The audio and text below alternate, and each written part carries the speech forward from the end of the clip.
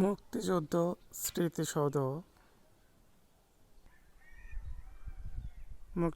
স্মৃতিসৌধ দোয়ারাবাজার উপজেলা সুনামগঞ্জ।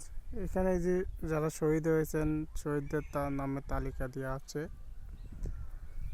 মুক্তিযুদ্ধের সময় যারা শহীদ হয়েছিলেন এটার নামে তালিকা দেওয়া আছে। যে ভিতরে যে স্মৃতিসৌধ, যেখানে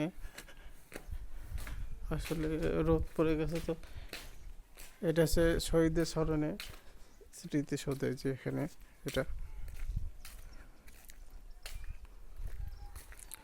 1971 সালে মুক্তিযুদ্ধের সময় যারা শহীদ হয়েছেন 5 নম্বর সাব সেক্টরে তাদের স্মরণে যে স্মৃতিসৌধ এটা নির্মিত হয়েছে।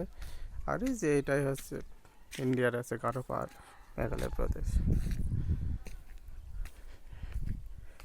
এটা আসলে অনেক সুন্দর জায়গা, কিন্তু অনেক দিন মেরামত বা পরিষ্কার পরিচ্ছন্ন করা হয়নি বলে নোংরা হয়ে আছে।